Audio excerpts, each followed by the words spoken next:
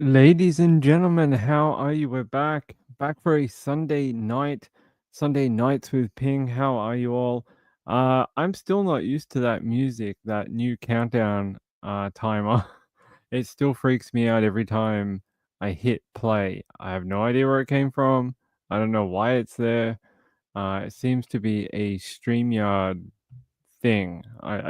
There's no way to change it. It's just the way it is now. Apparently, I don't know. I don't know what they did. It just logged in one day, it was the other one. Logged in the next day, it was different. So yeah, we back. We back. How are you all? Good to see you. Kathy Lynch, April B, Mr. Dan Yee, how are you? Four Paws, good to have you. Marilyn Landis, Andrew's here. Hey Andrew. DJ made it. Wendy R, Lindy. Who else do we have? I think that's it. Good to see you all. Good to have you. All right. We have some more information about this. The ATV rider that was shot and killed because the neighbor didn't like the noise from the ATV in the neighborhood. And what we've learned since that original breaking story is this guy, Ralph Hensel, he waited in hiding. This wasn't like a confrontation, like someone's riding an ATV around and the guy's like, oh my God, they've been doing this for hours. And he goes out there and just shoots the guy. No, it sounds like he went out there and was literally hiding in wait to attack this man. And you'll hear a little bit from his family. I'm going to play you a video from them right now. Let me push this up. There we go. Are older, and he's been with them. Why did it start there? Okay, here we go. At 6 tonight, the family of a man shot and killed while riding an ATV in Winter Garden is now speaking out. The victim was allegedly gunned down by this man who was upset about the noise from that ATM.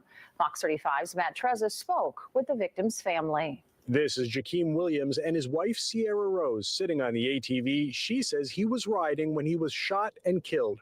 Rose couldn't bring herself to summarize how she was feeling. Oh. Brianna Bermudez comforts Rose. Bermudez is the mother of Williams' 3 children, ages 6, 4, and 11 months. Rose also has 2 children, ages 10 and 11. They say Williams was an amazing father to them all. He was a very active. Her 2 kids are older, and he's been with them for 10 years. Stepped in. Those are his kids, 5 kids. So he loved his kids, and that's all that man cared about. That's what he did day in and day out. My kids. Winter Garden police say this man, Ralph Hensel, shot Williams as Williams was driving by on his ATV. An Orange County judge denied Hensel bond on first-degree murder charges. When officers got to the Bay Point Apartments on Horizon Street, they say witnesses were performing CPR on Williams, but officers say he was already dead. Rose and Bermudez say Williams was never the kind to seek out trouble. He was funny. He was humble. So non-confrontational. He did not like to argue. Police say Hensel was lying in wait for Williams Thursday afternoon. They say the neighborhood ATV riders angered Hensel, and he'd previously told police that if officers didn't stop them, he'd take matters into his own hands. You heard that bit just then. He told the local PD that if they didn't do something about the ATV riders, not ATM riders, the lady at the start was incorrect. They are not ATMs, they are ATVs. I don't know if you can ride an ATM. But to threaten not only the local police, but to say that you're going to go out and shoot people because they're riding in your neighborhood is demented. It really is. It's like, what's wrong with you? Like, why would you do this? You take a gun to go shoot someone that you don't know. Right. If it's that bad, move. Like, if you're not happy in the neighborhood and the activities that people do around you, just go. You go. You're not. You see what the issue is. If these people are doing something and you don't like it, and it's been going on for a long time and nothing changes, maybe you're the problem because you don't like it. So why do you have to live there? Maybe you have to move. right? It's always someone else's problem. And that's what this guy who shot this man, oh, it's everyone else's problem. I'm going to shoot him. Like, it's ridiculous. DJ says ATMs are not as loud as ATVs usually. Well, yes, only when they spit out the money. Let's see. Yeah, I don't think you can. I don't think it's legal to drive ATMs. No, unless you're one of those people that like drive like they drive the trucks into the shopping center and then take the ATVs. The ATVs. See, I did it. The ATMs. April B says completely uncalled for. No communication skills. Well, he had some communication skills. He called the local PD and told them that he was going to shoot someone. So just communication directed at the wrong people. Why not go up to the people and say, hey, look, you're disturbing my quality of life. I'd really appreciate it if you just kind of didn't do this for, every day of the week. But that's the thing. When you live with other people in close proximity, you have to understand that not everything these people next to you or your neighbors or the people down the street, you're not going to like everything they do. And they probably think the same thing about you. If you can't deal with that, then you need to go buy a property out in the country where your next neighbor is 2 miles down the road, because that seems to be the only place you can live in what you're looking for. But yeah, unfortunately, this young man, well, he's not that young, but yeah, we'll call him that. Rose and Bermudez say they He passed away. They tried to do CPR on him apparently, but he was already gone. His name is Jakeem Williams, and now his killer, Ralph, is being held on first-degree murder charges. First degree because he basically dobbed himself in, saying that it was premeditated. He basically called the police and told them what he was going to do. So, let me give you a photo of Jakeem here. Open up here. Let's go here. Don't know why we seem to only have the one photo of him, but this is him here with his partner on the back. And this guy here who decides to shoot people on the right. No man is an island. That is true. He can't. No, I don't think he can. He literally called the cops and said that he was going to take matters into his own hands, like some sort of deranged vigilante. Andrew says we have those kids on the motorized bikes. It's just a fact of life. We have them here. Most of the time they're pretty good, and when they get a bit too loud, I don't know, someone goes out and tells them off, and they go home for the day. That's sort of how it is. Marilander says he can't get out of it. I don't think he can either. I think he's going to be living probably the rest of his life in a Florida prison. I think he's probably in a lot of trouble. All right, I want to show you this. So there was supposed to be a press conference, but I don't know why I was unable to actually find it. Like there was supposed to be an actual press conference, but I don't know if they did a closed meeting or something, but I wasn't able to find a public one for you. Here, just let me double check this is the right one. Yes, it is. A Winter Garden man is facing a first-degree murder charge for the shooting death of an ATV rider at an apartment complex. Today, we are hearing from the loved ones mourning the loss of 32-year-old Jakeem Williams. West 2's Justin Shecker live at the Bay Point Apartments in Winter Garden this afternoon. So, Justin, what did the police find when they got there to the scene? Well, police say they recovered a gun near where they found the suspect sitting by the leasing office behind me. There's also surveillance video, according to investigators, showing the suspect, Ralph Hensel, lying in wait at a nearby building before the deadly shooting. He loved riding his four-wheelers. It was his way of decompressing. 32-year-old Jakeem Williams was riding his ATV at the Bay Point Apartments Thursday afternoon when police say 57-year-old Ralph Hensel shot and killed him. He was so well known. He was so loved. He was so loved. And everybody just kept saying he was innocent and did it for no reason. Brianna Bermudez says she drove to the Winter Garden apartment complex after learning the father of their 3 children had been shot. I seen the 4-wheeler, and I just kept asking, like, where is he? Since January 1st, Winter Garden police say they have been called 4 times to the apartment complex for complaints about ATV riders. State law prohibits operating ATVs on public roads.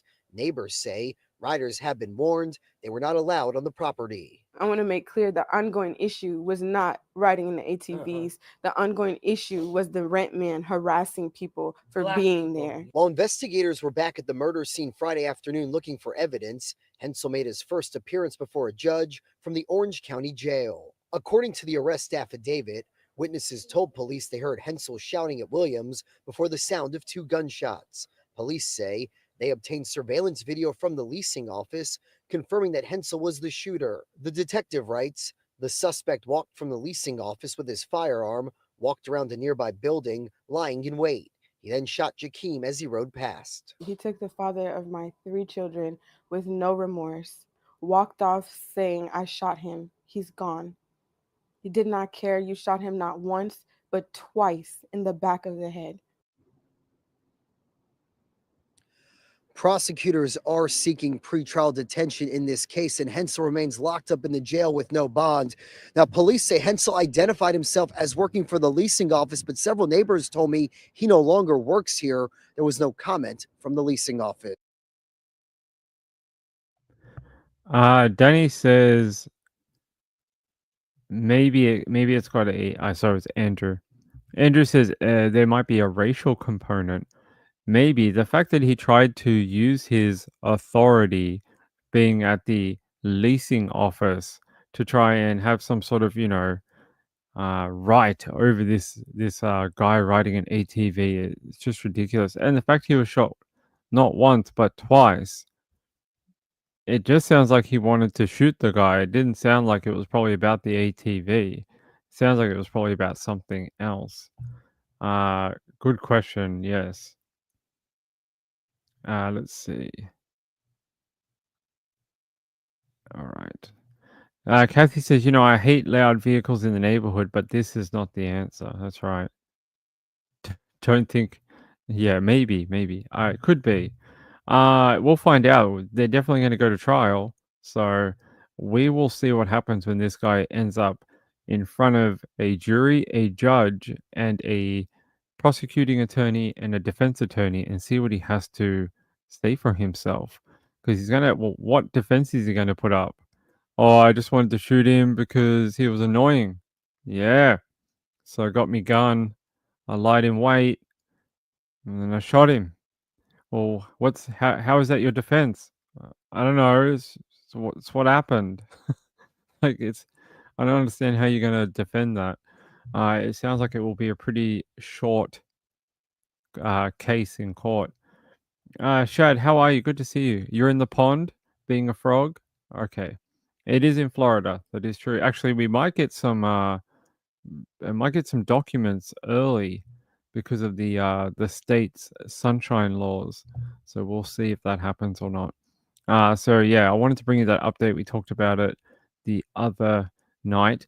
By the way, if you weren't on my social media, there was a little girl who went missing in Utah. That is now resolved. Let me grab that for you. I wasn't going to do this update, but then I remembered that we actually spoke about it a couple of days ago. That actually got resolved. They found the little girl. She's okay. The mom has been arrested.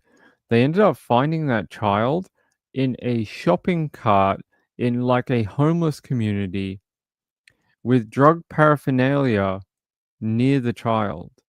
So sounds like it was a good idea to get the child away from the mum.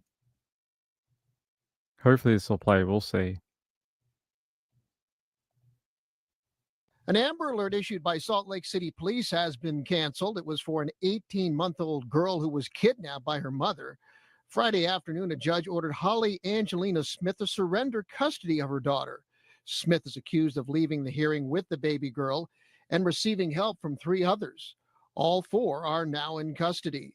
The baby girl is safe. Officers located her in a shopping cart covered by blankets after Smith provided false information to police.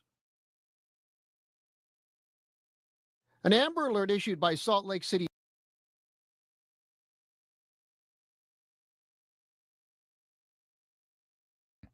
Yeah, so you heard a little bit about it there, but it says here the Amber Alert issued for an 18-month-old child was cancelled late on Friday after the girl was found safe. Four other people have been arrested and taken into custody, including the child's mother. Police said the mother, Holly, violated a court order to surrender the girl after the Utah Division of Child and Family Services took away the 32-year-old's custodial rights. The court ordered the girl into state custody for her safety and well being. Despite being at the hearing and aware of the ruling, Smith left with the baby girl and received help from other people, basically to keep her from that court order. They say Salt Lake City Police Department patrol officers began a search looking for both the child and the mother, receiving information from a witness that led them to an area of Redwood Road and Paxton Avenue. When officers arrived at the scene, they saw a person matching Smith's description with a man hiding behind a shopping cart. Officers searched the shopping cart and found the child hidden underneath several blankets. During the search, a glass pipe containing a white and burnt residue was also found in the same shopping cart. Paramedics conducted a medical evaluation of the child and did not see any visible signs of injury. Smith was taken into custody and arrested on multiple charges, including child kidnapping, child endangerment, and providing false or misleading information to law enforcement. They say the others that were arrested were a 47-year-old man called Francisco, a 41-year-old called Jimmy, with the same last name as her. So I don't know who Joey uh, Jimenez is, but same last name as her. Another person called Eric with the same last name. He's 37. So it looks like, yeah, two relatives. They were arrested for felony obstruction of justice, and the other one was arrested for child endangerment as he allegedly knew about the Amber Alert but helped conceal the mother and the baby girl. They said they also provided false information to officers. So, sounds like that little girl is now going to be okay. The mum hopefully gets the help she needs. Sounds like she's going through a pretty bad time in her life, really. The fact you're hanging out in a park with a crack pipe doesn't sound like good environment for a child. Sounds like a bad environment for a little kid. Let me see. All right. I just wanted to see if there was a better one activated. Yep. I'm going to take you to KSL very quickly.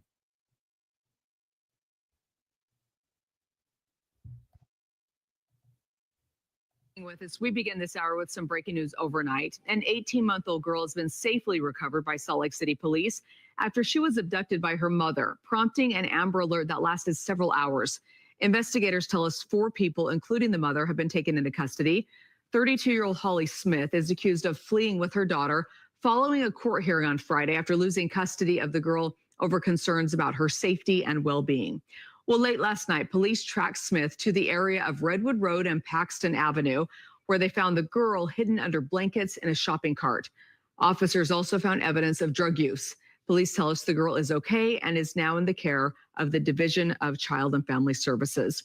Well, Smith is now facing charges for kidnapping and endangerment. 3 other men are accused of helping with the abduction.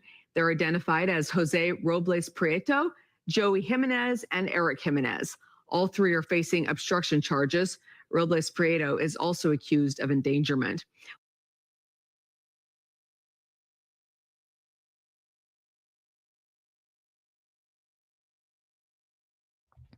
So there you go. There you go. Glad that little girl is okay. I'd rather have that than get the update that they found a child in a lake or, something like that. Far too many of them that we have to read about. By the way, while we're talking about Amber Alerts, still nothing new on Sophia Franklin. She is the only outstanding Amber Alert on the website at the moment. Still nothing new about her.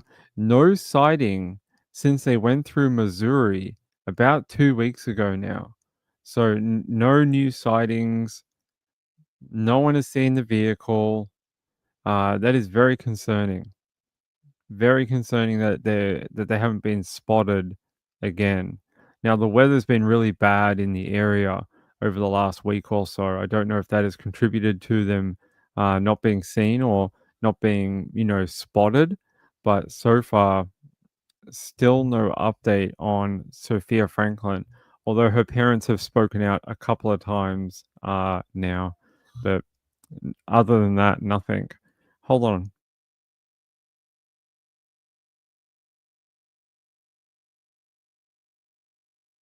Right. Okay. Danny says she looks old. Okay. What, for 32 you mean? Or just old in general? She could be both. Yeah, still haven't found them. No new updates. I don't have anything on Sophia Franklin, unfortunately. It's very sad considering she's a pregnant woman, a very young pregnant woman, just out there somewhere.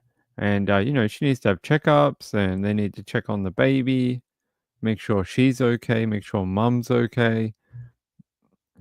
Who knows where they are really? Like, they could be anywhere. And yeah, last update I have from anyone involved is at least 48 hours ago, at least. Yeah, there's a little update out of TMJ4 NBC.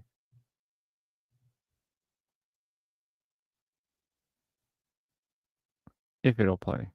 A mother is pleading for help finding her 16-year-old daughter.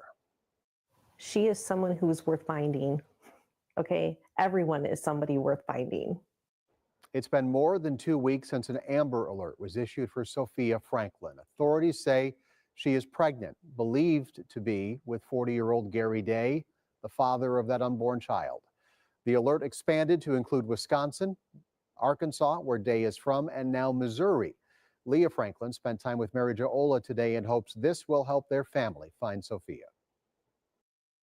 She's very tenacious and a hard worker and generous to her siblings. Leah Franklin smiles as she describes her 16-year-old daughter, Sophia, who she calls Sophie. But the teen who enjoys music and sports has been missing from her Beaver Dam home since an Amber Alert was issued in early February. That sound goes off on your phone, and when you know what it's for because you've been warned, we just broke down crying. I didn't even look at my phone. I just held my daughter and just cried. What's your message to Sophie at this point?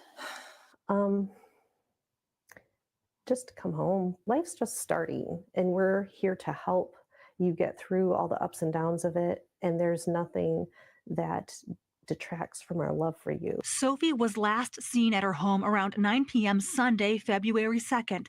Leah says Sophie wasn't feeling well. The next day, Leah went to check on Sophie and discovered she was gone. Security video shows 40-year-old Gary Day walking through the family's yard. What's going through your mind and your heart as you are trying to put all these pieces together? Well, immediately it was like, he took her. And I immediately called my husband. He came straight home. I called the police. Prior to the Amber Alert, authorities say Sophie spent more than 4 months with Day in Arkansas, while her parents believed she had been staying with a friend in town. Leah says they first learned about Day when police in Arkansas called. Did you guys have any misgivings about where she was? No, because we were in communication with her the entire time. She wasn't happy with us because we had tried to keep her safe. Like, she just was really upset with us about that. We were trying to let her cool off. Sophie's family brought her home. Leah says things seemed to be getting back on track. I do believe that she was brainwashed. Leah is grateful for the outpouring of support, but anxious to get her daughter back. What is your message? You would think within 4 months, I'm not blaming them. I just think you could at least, I don't know, you'd wanna see her in person, right? A young girl, living out of home for the first time. 4 months is a long time, and then for her to end up in Arkansas in a middle-aged man's home is very, very concerning. Um, you know, I Yeah, just very bit odd. There's a couple of odd occurrences with this. Not blaming them, just a couple of things just seem a bit weird. Andrew says, doesn't Sebastian have an Amber Alert? So he does have an Amber Alert, but it's no longer on the front page of the website anymore. To see Sebastian's one, you have to go into. There's another section called children still missing, like Amber Alerts, and you have to go into there. It's basically like an archive. So after they've been on there for, I think, say they went missing in 2024, once it hits 2025, they remove them from the active list and put them onto the like secondary list of other children who have not been located. Like there's like Haley Cummings on here. There's like a whole bunch of other ones that we all know about, and his is on here too. If I could, yeah, Summer Wells, Sebastian Rogers, yeah. So they're down here now. So they do still have one, but it's not on the active bit anymore. So it's when you go to the website, the active ones are up here: active Amber Alert, Sophia Franklin, and then you go down here, children still missing, and you have to. It looks like that when you go to the website. You have to click on it, and then it pops down, and then you can scroll down, and you'll see all the different names. Sebastian Rogers is right here. So there you go. Here, I'll make it larger.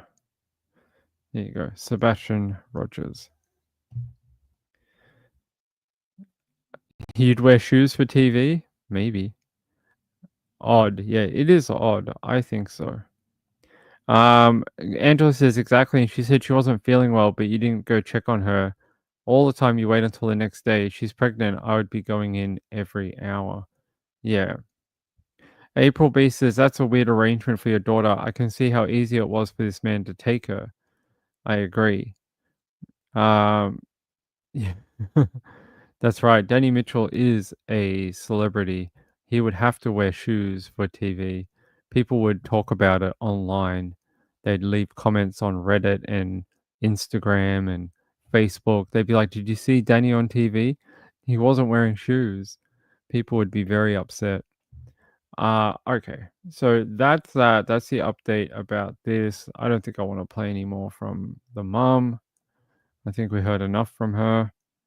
And it is a very strange situation. Like they don't even seem all that upset that their daughter has been impregnated by like a middle-aged man.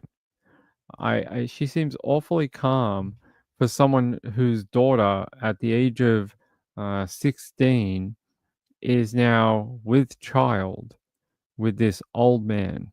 And I can say old man because I'm a 40-year-old man, so there you go. DJ says, yeah, Danny Mitchell does like to brag. That is right. A middle-aged felon, yes. I find that strange that they're not more up in arms, like, how did this happen? Why my daughter? Look what's going to happen to my kid, that type of thing.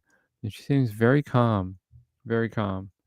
I would be just out of my mind if that happened to my 16-year-old daughter, that she got knocked up by some he's not a PDF file, he's something else. I can't remember what it's called, like a HEPA file or whatever. It's the one that for the teenagers. Yeah, that sounds right.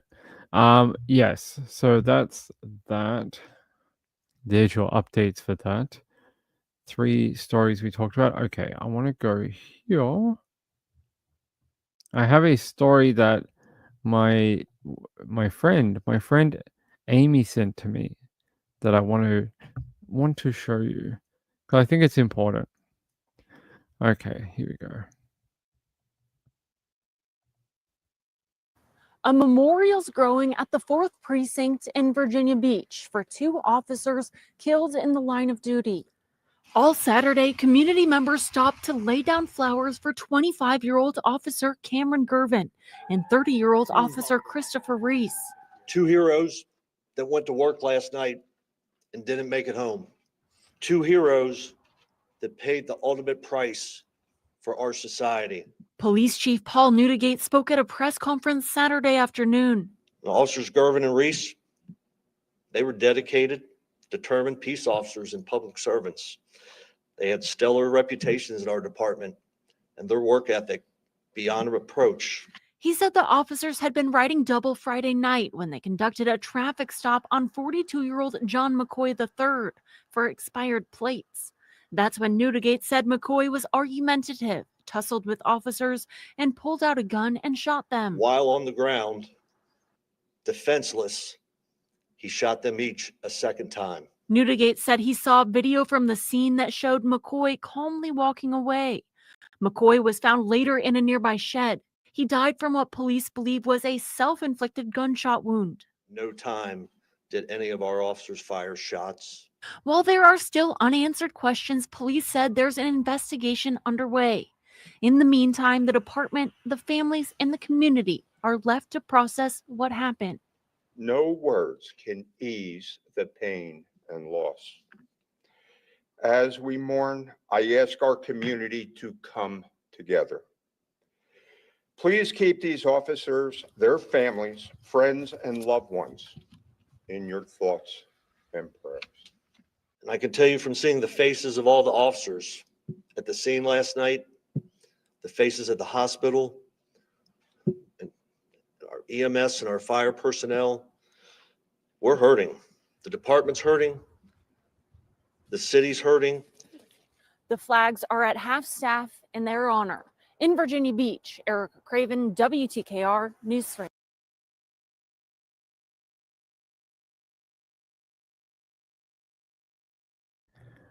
Yeah, a very sad story.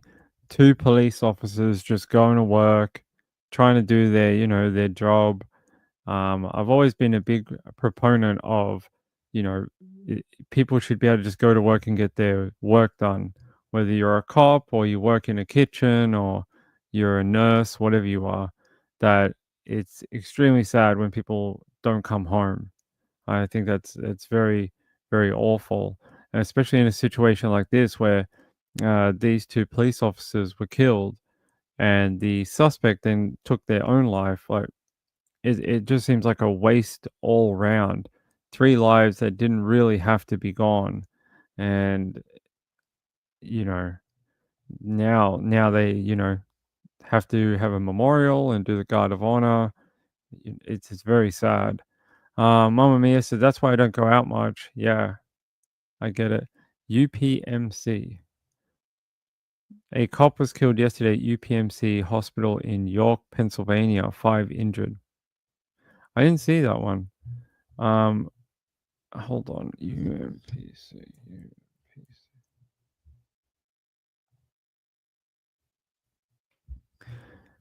Not now. All right, let me go here.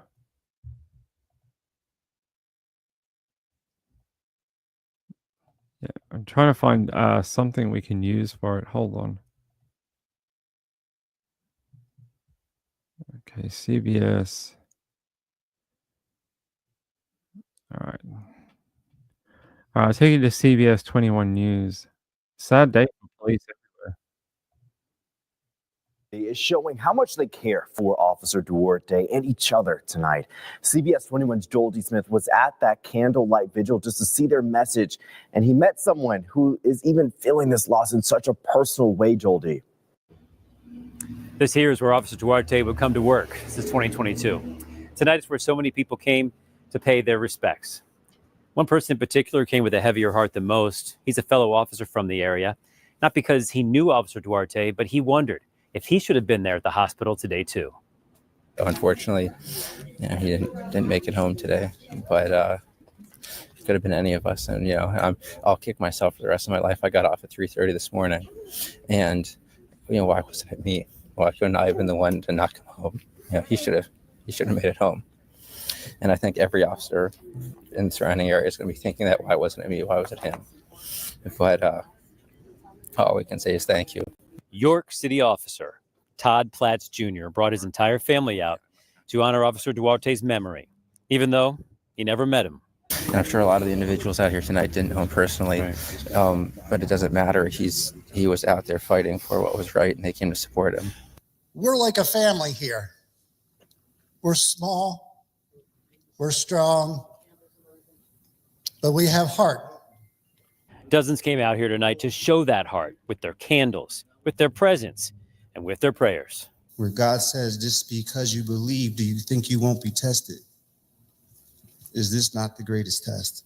As we learn to live in this world that no longer contains Andrew, we ask for your promise of peace and your love for his family and friends as they walk through this path. Officer Duarte's time with this police department was about 2.5 years, but his impact could be forever. It's a legacy and a possibility many officers and their families think about every day. Very sad, considering it's been a rough weekend for police and authorities. Forson's mom says, so sad. He looks young, but very happy to be in the uniform. Yeah, he looked very proud of his uniform. Very, very awful. Not a good day for authorities. I want to take you to a story in Australia. This was a very strange, very odd story. I've researched it a bunch and I still don't fully understand it. And I'm going to bring it to you. So here we go. We're going to go to Channel 9. Oh, actually, we're not going to go to Channel 9. Sorry. Hold on.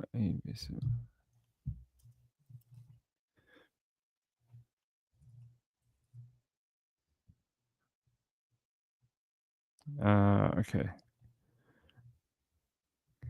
We are going to go to Channel 9. Falling from a roof during a dramatic standoff with police. The 55-year-old is accused of stabbing another man to death inside the Tamworth home before the rooftop rampage. A tense standoff on a Tamworth roof turns physical. Tiles thrown at officers, a taser deployed. Meanwhile, inside the home, 47-year-old Richard Garland bleeding to death after he was stabbed in the head. Tactical police swarmed Garland's Gunnaganoo Road property around 4:30 yesterday afternoon, armed and ready. After locking himself inside a bedroom, Peter Nielsen emerged through the roof, wielding a knife. Cops fired beanbag rounds. Feathers exploding from his puffer jacket, but the 55-year-old doesn't seem fazed. Moving on to the roof, negotiators try to reason with Nielsen. Officers try to move in, but he fends them off. When they get too close, he flees.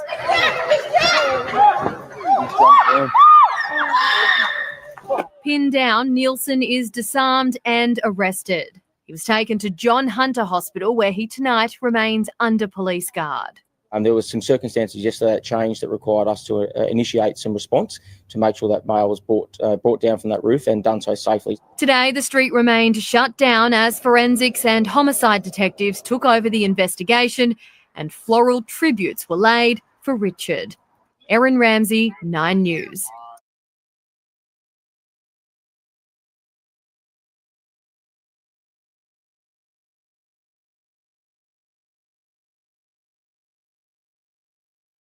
So there you saw it as well. A man stabbed to death in the head, and he may have been able to be saved if they could have got into that home, but he died from blood loss and then the crazy guy went onto the roof, and you saw what happened. It was like some sort of very dramatic sketch show where he even tried to push an officer off the roof while he was on a ladder. He tried to push them backwards. It didn't work. The guy was able to put his weight on the ladder so he didn't go backwards. But one of the most crazy videos I've seen, really. Yes. Do you have mushrooms in your display photo? April says, hearing the scream sounds horrific. I don't understand. Why do people scream when they see something? Did it happen to you? Like, I never understand that when you watch a video and then you hear someone screaming in the background. It's like, why are you doing that? Like, are you getting hurt? Like, I never quite get that. It's like every dramatic video you've ever watched has someone screaming in the background.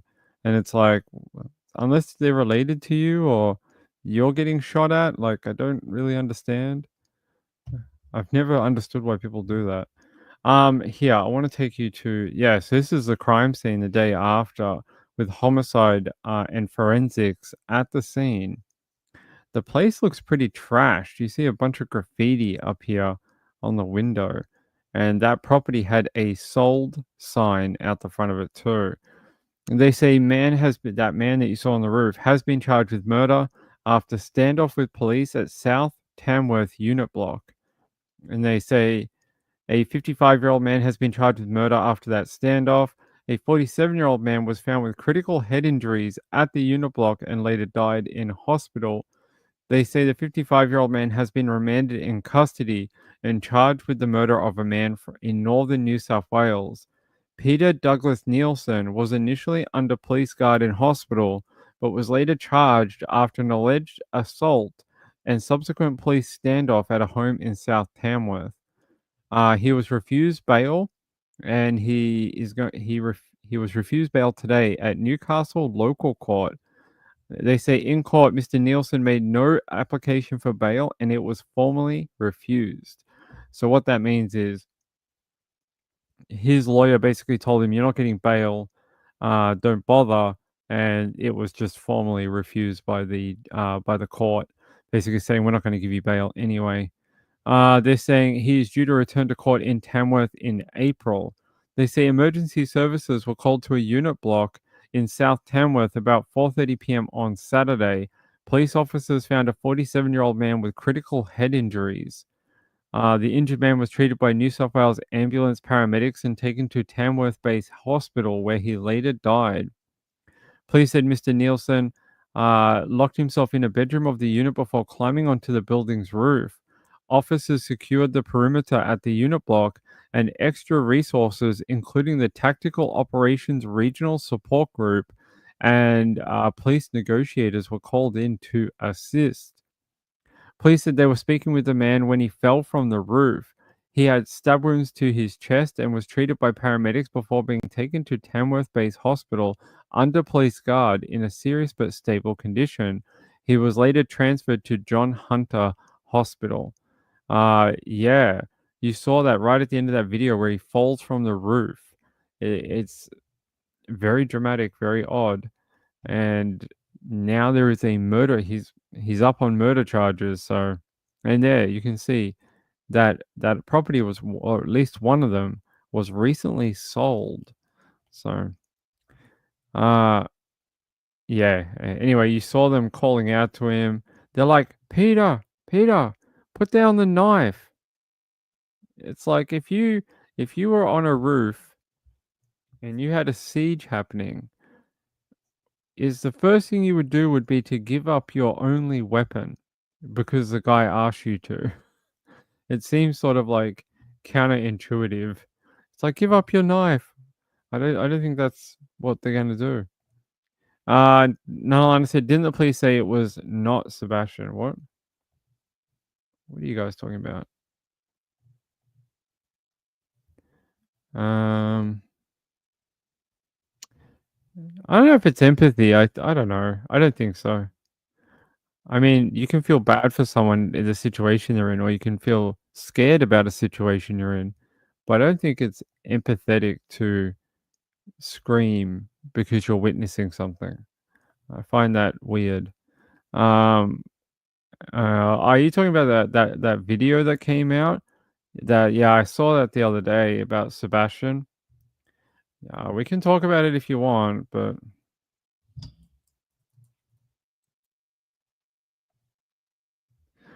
yeah, I'll take you to the video.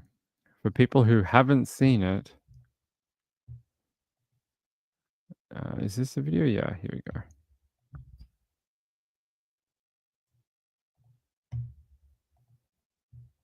News to bring you. We have new video that the family of Sebastian Rogers and a private investigator helping them with his cause believe could be significant in the search for this missing 16-year-old. Our Holly Thompson first broke the story at 3 o'clock and asked the private investigator why he believes this is so significant. The private investigator is helping Katie and Chris Proudfoot search for their son, Sebastian Rogers, who vanished so far without a trace from his home. That was almost a year ago. The family hired Steve Fisher late last year to take on Sebastian's case. Now, Steve says the video they're focused on now could be a break in the case. He says if you look closely, it shows a person in dark clothing in Sebastian's neighborhood right around 12:17 a.m., the night Sebastian disappeared. He says that person appears to hide behind a car when someone walks the dog nearby. Then that person takes off in the opposite direction. I asked Steve how significant this video is, video the public has never seen. So what we found, we went through over 100 hours of surveillance, and it wasn't until the third pass through the surveillance that we even spotted this person. Is this person accounted for? Does law enforcement know who this individual is? Do they even know about this person in the video? And if they do, have they accounted for who that is? Steve told us the TBI also had a copy of this video. We reached out to them asking why they never released it. Now, there is still an active Amber Alert out for Sebastian. Hundreds of hours have been pouring into finding him. Ground searches, drone mapping, the use of scent dogs, and the scouring of surveillance video. So what's next in the search? I asked Steve that question, and you can see where he says they will soon focus their search in the WSMV4 News app. The family did sit down with me one-on-one. I'll have that full story for you on the day 1 year ago that Sebastian went missing. That's Wednesday, February 26th. So apparently the local PD have come out and said they already had this video within 72 hours of Sebastian going missing, and they don't believe it holds any evidentiary value. They're saying that they've already ruled out this person in the video, and that they don't believe they're involved in anything about Sebastian. So I don't know. I don't know what you want me to tell you. Is any of this actually helping find Sebastian? It's keeping his name in the news. It's probably one of the first articles I've seen in months. Is that something? I guess so. They're saying here, teenager Sebastian Rogers went missing from his mother's home on February 26, 2024. He was last seen on Stafford Court in Hendersonville, but has not been seen since. Yeah, so there you go. Where's the... I want to see the bit. Sorry, found Richard. No, I don't want to talk about that.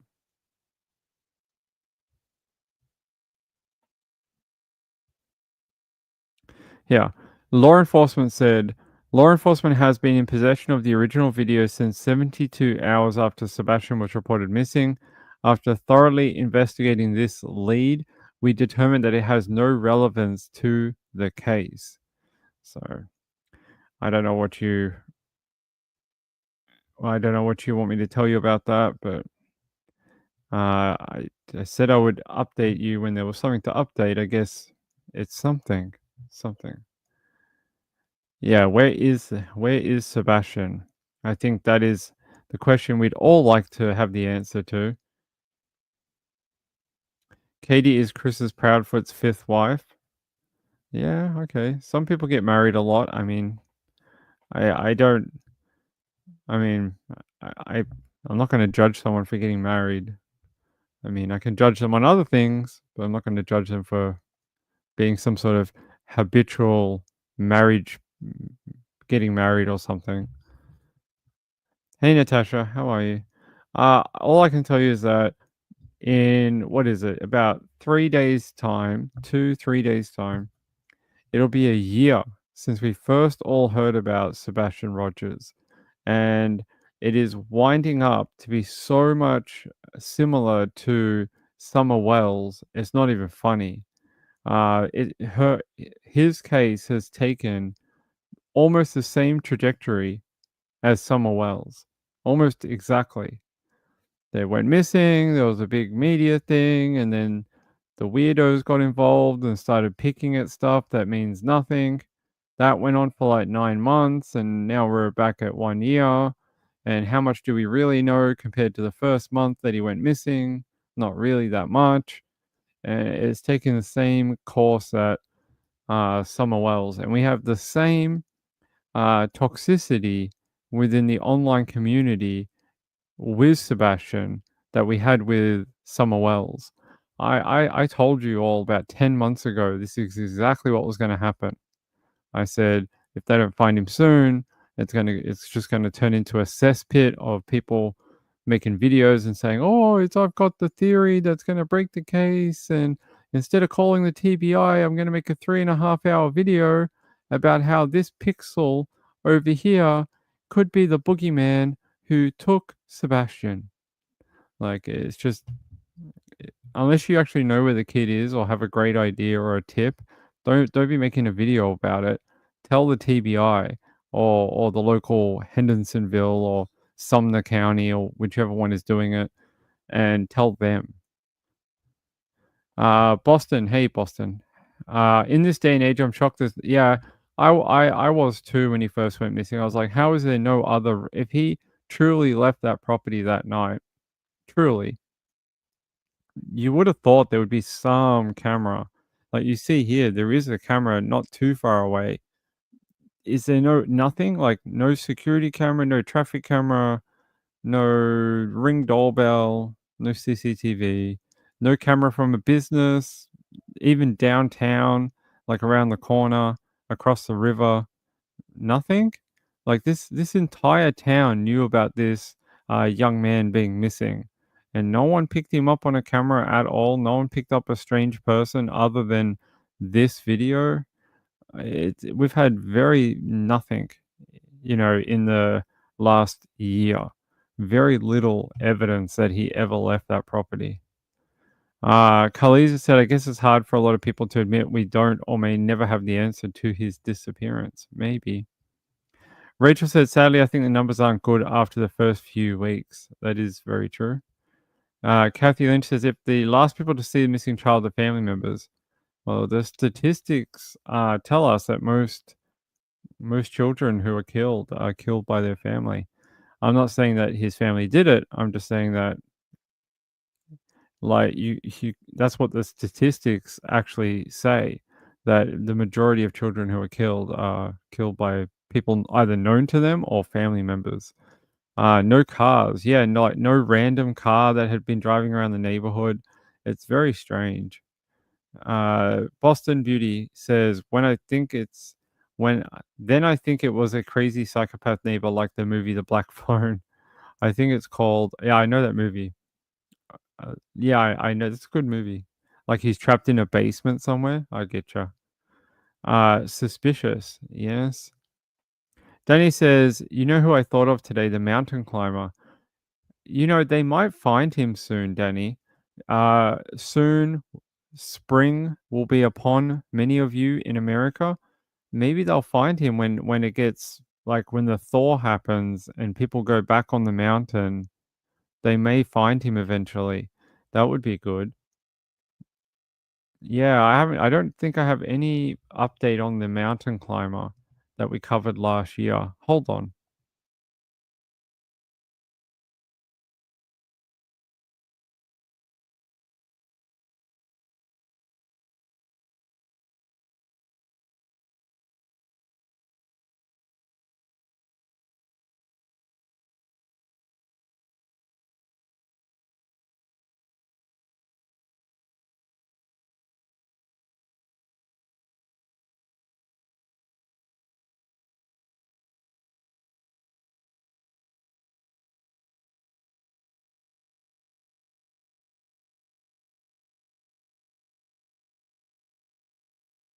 All right, I was just seeing if there was anything on Austin King, but I don't seem to have anything. No, no update since October. Really nothing. Just saying that basically they were going to call it off for the winter season. So during the winter, apparently that particular national park, they send all their assets away for the winter. So they send them, I don't know where they send them, but basically they don't work over the winter and they send them away to be put into storage. And that's it. And then when spring comes again, they put it back out and um, they keep going. Sorry about that. Yeah, so they were just going to close it down for the for the winter. Boston says, I heard there's another Black Phone movie coming out. Oh, I'll have to look into that. Like Julian Sands, eventually they found his bones. They did eventually find Julian. Yep. If you don't remember this one, let me take you back if I can find it. Yeah, let me take you to one of the last updates from October. Let me take you to KTSP TV.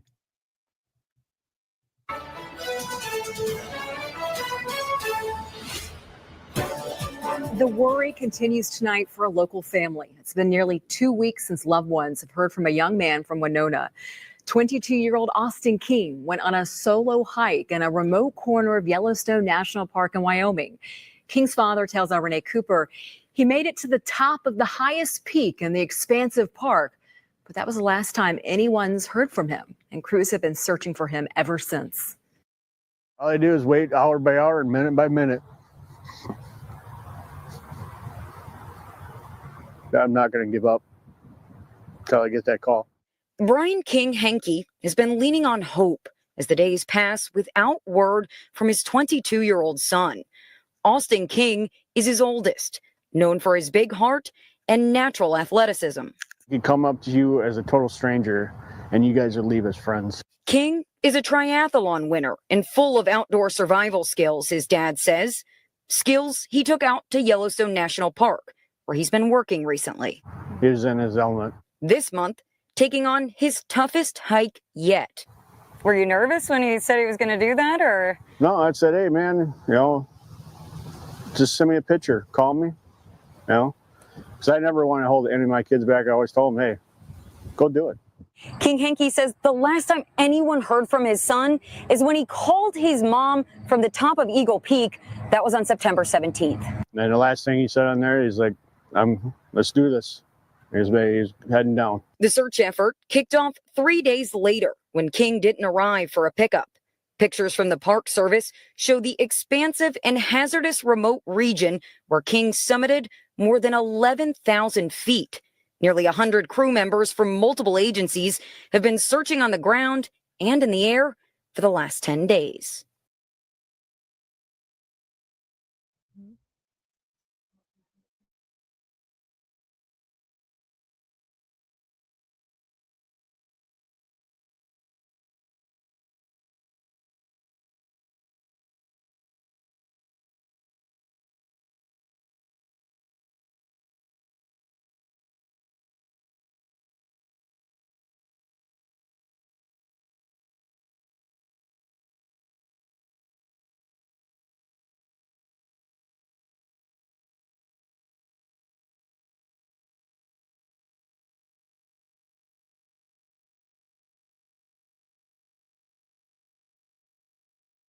Sorry about that.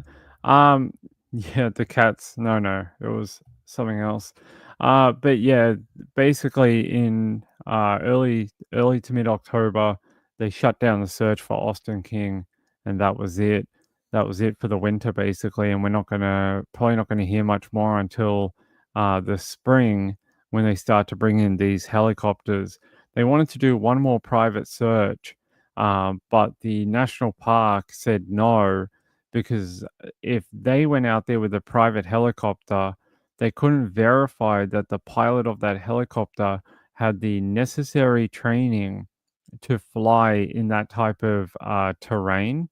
And they were saying, well, if we allow you to fly and then you somehow crash, we don't have the assets to come and help you, because the helicopter you see on the screen here, like I told you before, it basically got sent away for the winter. They sent away, there's 2 helicopters, and they basically got put away for the cold months ahead. And they were saying it's unsafe for us to allow you to fly when there's no backup plan. So if you crash, there's nothing we can do, and you'll die too. So they said it was just a risky plan. The pilot they had, they couldn't verify that he had the type of training to fly in a mountainous region, and you need a very specific type of training apparently to be able to get low enough to look for a human in that region. So it was a very, very sort of Hail Mary search effort to try and get it done before the snow came in, and they thought it was a bad idea. It's most likely that Austin King, as sad as it is, he fell probably on his descent. We know he reached the peak of the mountain, Eagle Peak, and it's most likely because in his notes he said he climbed and summited the mountain from the wrong way. There's a path you're supposed to go up and through, and they said he said in his notes that he went the wrong way, and now, a very easy conclusion to come to all these months later is that trying to get back down the mountain, something has gone wrong and probably led to, unfortunately, his demise. He's probably no longer alive. I think that's, as sad as it is, I think it's probably true. I think it's yeah, very, very true. Hey Yuda, how are you? Good to see you. Yeah, they did that too. That's probably not going to help. Kathy says actor Harrison Ford used to fly helicopters. I didn't know that. It's very dangerous search. It is, being the highest peak in the national park. So, yeah, good to see you all. Hey, Alicia, how are you? So I don't know. Maybe when the spring thaw happens, we'll hear more about what happened to Austin King. That would be good. Okay, let's keep going. All right, we have more stories to talk about, more updates for your Sunday night. I just want to get rid of this, get rid of that. We don't need that anymore. All right, let's go here. All right, let's see what else is on my list of stories. What else do we have?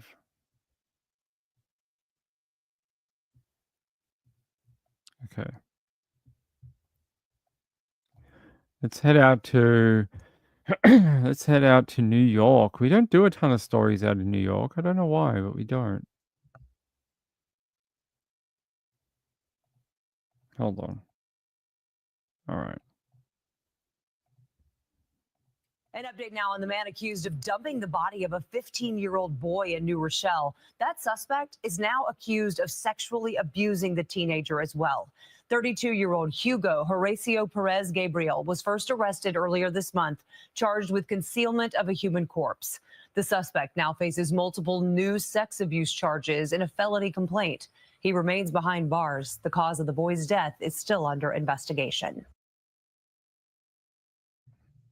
At the White House with information on that and the new firings. No, we don't need to know about the new firings. They say here a New York man has been charged with SA against a 15-year-old boy weeks after police say he was arrested for leaving the teenager's dead body on a sidewalk in Westchester County. They're saying his name is Hugo Gabriel, or Perez Gabriel. First appeared in court on charges of concealing a human corpse. They say the 15-year-old boy was found unresponsive in early February out in the public. How gross. They say the suspect requested sexual material, or CSAM, from the boy via WhatsApp, according to prosecutors. So let me try and find a better update for Hugo. Let's see, Hugo Perez Gabriel. Okay, that's not going to help us. Okay. I want to find where they found the young boy originally. No.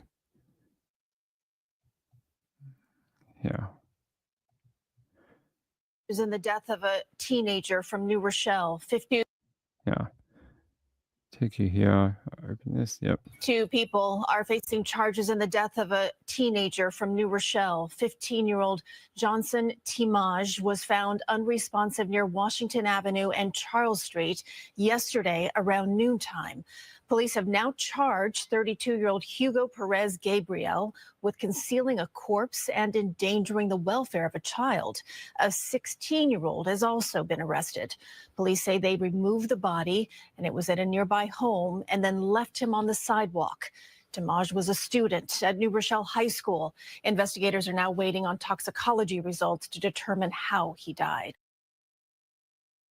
And you think his death and eventual, dumping in the public place was all due to connecting via WhatsApp. Isn't that it's every parent's worst nightmare that their child is going to get caught up with some sort of predator, in the middle of the public, or not public, like online. It's, now they've arrested him, and I don't know what you do with that, except for that kid's life could have been saved, and he could still be here today. And unfortunately, he is not. And now we have to watch another predator go through the court system. Let me see if Hugo Perez Gabriel, I want to see if we find a photo of him. Let's see. To arrest. No, that's not it. Okay, maybe this. This is the only photo I could dig up of that, what is supposedly that person. Let me just go into here. Yeah, it definitely says that is Hugo Perez Gabriel walking out of the county court. And they're saying here, arrest made in connection with deceased juvenile found on a New Rochelle street. New detectives announced. So they're saying that there was 2 individuals linked to the case, but only Hugo Perez Gabriel has been charged. They say charged with concealment of a human corpse, a Class E felony, endangering the welfare of a child, a Class A misdemeanor, and additionally, a 16-year-old juvenile whose name has not been released due to their age was charged with helping of that concealment of a human corpse and possession of a forged instrument in the second degree, the last one being a Class D felony. Neither of the charges on either individual are eligible for bail. They say, according to the New Rochelle PD, the 2 suspects allegedly removed the body of the 15-year-old from a nearby residence and left it on a sidewalk. When discovered, Timage was found without a shirt or shoes on. They say the cause of his death is still under investigation. Toxicology reports are pending to help shed light on the 15-year-old's death. They say on the 6th of February, they responded to a report of an unresponsive individual at 120 Washington Avenue. The person later identified as Johnson Timage was from New Rochelle, was found at the intersection of Charles Street and Washington Avenue. Despite medical attention, he was pronounced dead at hospital. The police launched the investigation, identifying several persons of interest. They are seeking public assistance for more information. But the death of the 15-year-old boy is still being investigated. So that's all we know so far. April said WhatsApp is dangerous app for people, especially children. It seems we hear about it more often. Yeah, it is can be bad. Gail says, wait, so the charges in interference with the kid gets less than dumping him. Is that what you said? Yeah, it sounds like it. Hold on. Yeah. Well, one is a misdemeanor and one is a felony. So, yeah, the interfering with a child was a misdemeanor, but the dumping of a corpse was a felony. Very odd. You would have thought the child charges would be the more significant, but doesn't seem so. Hold on, let me double check. If I can ever find it back to the article I was on. Okay, here we go. Endangering the welfare of a child was a Class A misdemeanor. The concealment of a human corpse was a Class E felony. I mean, I'm not a lawyer in America, but I know that felony is normally it's normally a worse charge to have than a misdemeanor. So I don't know, but yeah, seems so. Yeah, Class E felony. What is a Class E? Okay. They're sort of about the same. Like the Class A misdemeanor is sort of equivalent to a Class E felony. Like the top of the list for misdemeanor is Class A, and the bottom of the list for the felony is a Class E. So they're sort of comparable in a way. The probation terms. So the probation terms are higher, and the fine and jail is a little more. So the Class E felony is more than 1 year, but less than 5 years in prison. The Class A misdemeanor is half a year, but less than 1 year in jail. And the monetary fine, the misdemeanor is 100,000. The Class E felony is $250,000 maximum. So, yeah, there you go. There you go. Okay. Why that is, I don't know. Yeah, I don't get it either. Can be. All right. Yeah, when we hear more about how that young boy died, I will bring it to you. Okay, I'll show you this one, Kathy. Hold on. Let me see if I can find a better one for it. Yep, here we go. Alive, the family of 21-year-old Malachi Mitchell is taking legal action against the man Douglas County deputies say admitted to pulling the trigger and taking his life. The shooting happened January 29th after deputies say Mitchell met with the man to sell him a gun. After the seller received payment and the transaction was completed, a physical struggle broke out inside the vehicle over the control of the purchased firearm. During the altercation, the purchaser, who was also the driver of the vehicle, produced a second firearm and fatally shot Malachi Mitchell. Believing he was being set up and possibly followed, the driver fled the scene. Just minutes later, deputies stopped him for his erratic driving behavior and discovered Mitchell's body. Now, tonight, deputies say they are still withholding the man's identity because of what they believe to be credible threats against him and his family. Now, he was brought in for questioning, but let go pending the results of the investigation. Now, the other article says here, dead body found in passenger seat after driver pulled over in Georgia traffic stop, according to authorities. And yeah, they say, guys, hold on.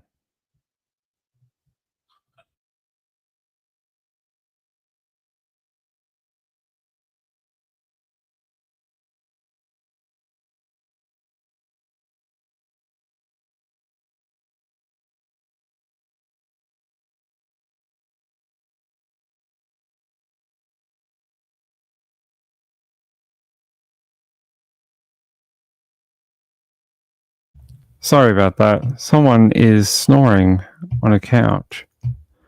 April B says felonies are worse than misdemeanors. Yes, I know that. Yeah, so this is the same story. After the unidentified driver was pulled over, we know who the driver is now. They say the body of the deceased passenger was Malachi Mitchell, was found inside the vehicle. He was 21 years old. And then you heard from the authorities on that other video that it was a transaction that had gone wrong. I want to find, and then he was shot in the vehicle and subsequently died. I just want to find Malachi and Mitchell. I want to find that press conference. I want to listen to more of it. No.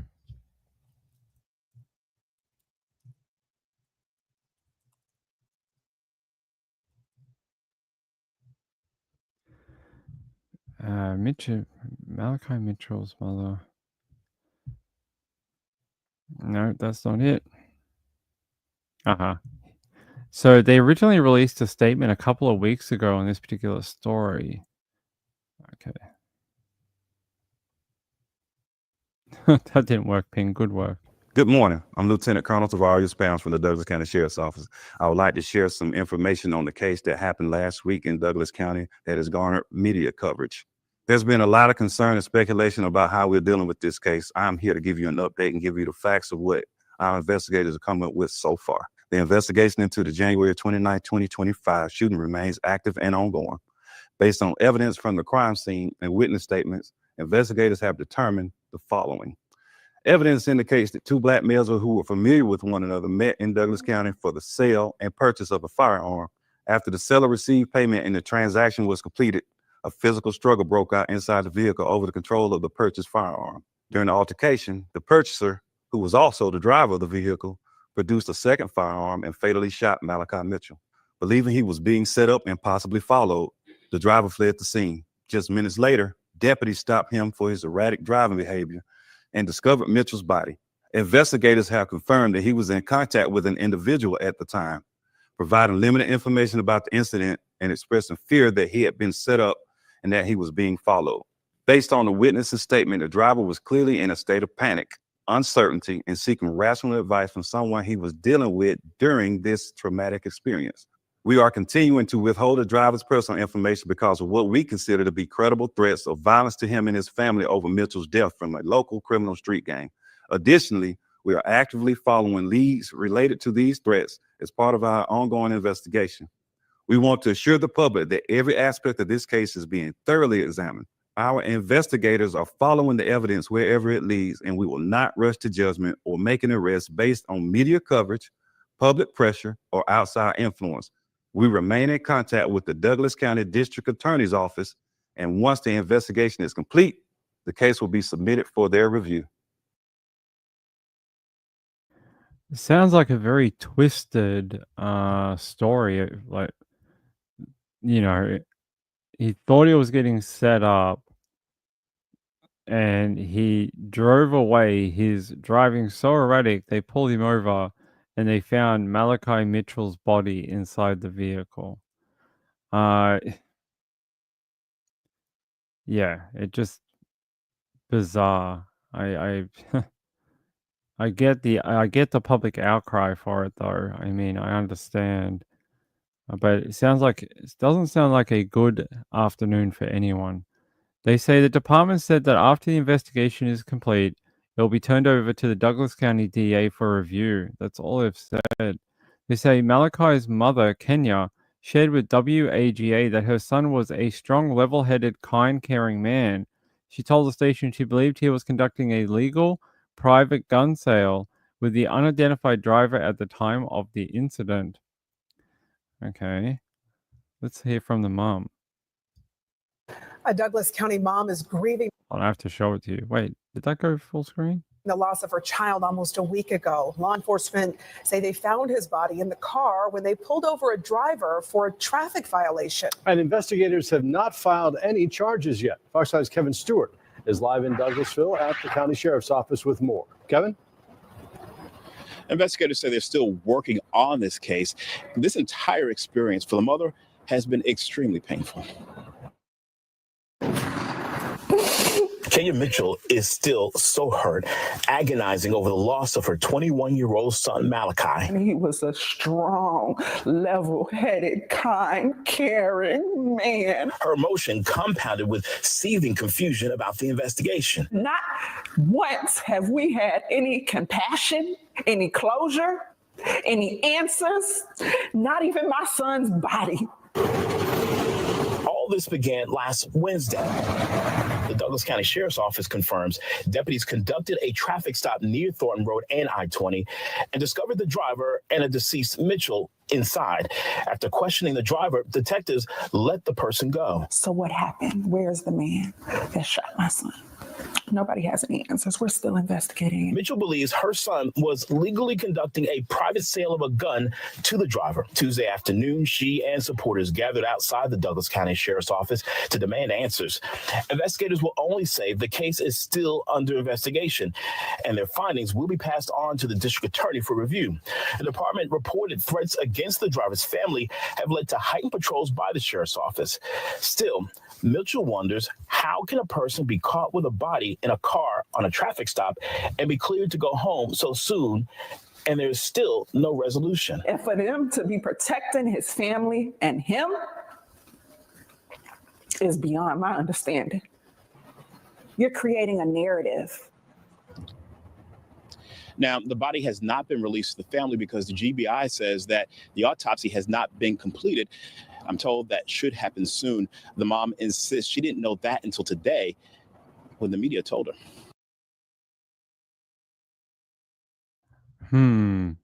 Yeah, driver's not been charged as of yet. It probably said sad for the mom. I know. It says you can see the pain in her interview for sure. Angela says dead body in the car, but they let him go. I don't know, because he said that he thought he was being set up at some sort of like, a rival gang or, someone who wanted to hurt him, set him up so he was going to get shot. So he shot the guy instead. April B said, I wish police departments would do like the press conference, like the single video. They are good. They are good. Gang related. It sounds like at least part of it is gang related, but is the part where Malachi ended up dead got anything to do with the gang? It may not. It may be that the person who was buying the weapon was something to do with gangs, and he's so paranoid that he's now killed this young man, because he thinks everyone's out to get him. That's what it seems like to me. Yeah, that's it. They're still pending an outcome of the investigation. That's it. That's all I have too. 2 days ago. Let me check here. Fox 5 Atlanta. Yeah, still ongoing. No charges laid as of yet over Malachi's death. So we'll have to wait and see, I guess. Must be. They said there was an altercation after the sale of the firearm, whatever that means. We'll have to wait until they release that report from the DA. All right, guys and girls, it is just at the top of the hour. Unfortunately, I have to go. I love you all. I want to go take care of her and find out why she's snoring so much. I want to. She's had a hard day. She had a MRI or a, what do you call it? Some sort of scan where you have to like drink stuff and then they do imaging or whatever. So she's had a long day. So I want to go make sure she's okay. Rachel said the driver must be claiming self-defense. I agree. Let her sleep. Yeah, I don't like her sleeping on where she is though. It's not good for her. She should be. The doctors wanted to sleep on a flat surface, not where she is right now. So I'm going to take care of that. I love you all. I will be back tomorrow for Monday night. Being that it is a Monday in America, we will probably have no less than 9.85 billion updates tomorrow, because that's what happens every Monday in America. We get a billion updates. Let me just check something. I want to thank my friend Penguin, by the way. My friend Penguin sent in a donation yesterday, but we weren't on the air yesterday. I want to say thank you to Penguin. It's very kind of you. I appreciate it. And all the other people that have been supporting the channel this week, thank you very much. It helps a lot. I'll see you tomorrow. Love you all. Good night. Bye-bye.